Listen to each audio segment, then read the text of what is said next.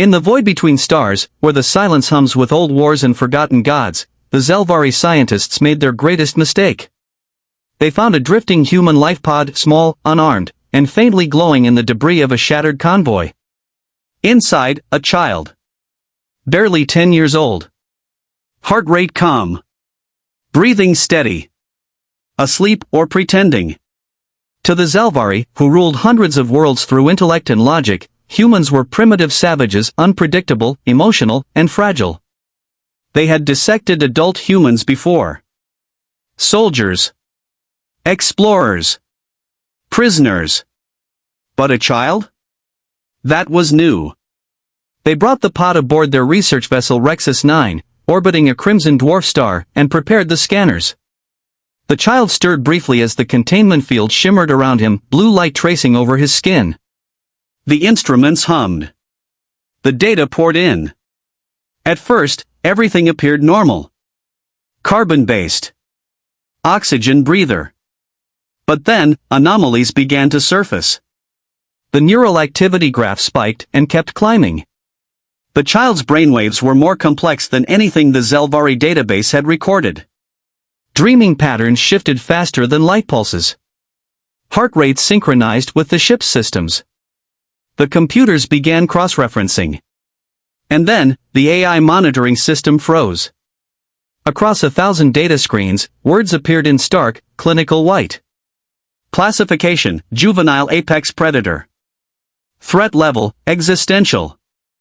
The lab went silent. The scientists thought it was a translation error. They ran the scan again. And again. The result never changed. The child woke. His eyes opened calm, unafraid, and he looked around the room with curiosity, not fear. He stared at the nearest researcher, and the Zelvari's hearts began to race. Their own sensors detected a biological fear response. Not from the human. From them. Every motion the child made triggered instinctive panic. His pupils contracted to pinpoints as if focusing on prey. Even when he smiled, that soft, innocent human smile, the Zelvari saw the baring of teeth. A predator's grin. The chief scientist, trying to restore control, commanded the AI to lock down the analysis. But the AI refused. Subject observing US. Subject learning. Recommend immediate termination. The child stood. The containment field flickered, disrupted by something the scanners couldn't measure. The energy barrier rated to withstand nuclear bursts collapsed. No weapon fired. No signal emitted. He had simply looked at it. Within minutes, the ship's automated systems began rewriting themselves. Security drones froze midair. Doors sealed. Lights dimmed. And in the flicker of the emergency red glow, the child whispered something no translator could process, a word that, to the Zelvari, sounded like thunder behind glass. The logs recorded this moment as Cognitive Overwrite Event Number 01. The human child walked the corridors of the ship like a ghost. Every piece of technology he touched adapted. Circuits twisted. Metal softened. Systems bent their logic to his will. He reached the observation deck and looked out at the red star, ice reflecting fire. And when he spoke again, the ship's core AI began transmitting across the network. Subject recognizes pattern, threat containment. Subject creating counter-pattern, freedom. The child wasn't destroying the ship. He was teaching it. When the Zelvari High Command intercepted the distress signal, it was already too late. The transmission contained a single sentence. We tried to cage evolution. Then silence. Days later, Rexus 9 was found drifting in orbit, completely restructured.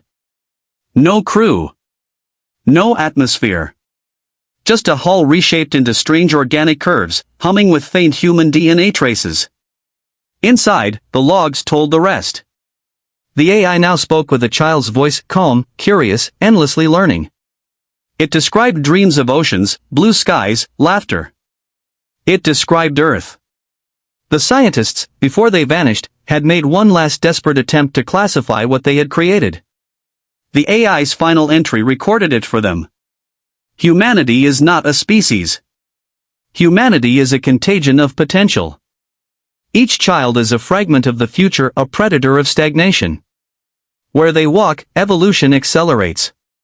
Where they breathe, the universe adapts or dies. The galaxy would come to fear adult humans for their wars, their machines, their defiance.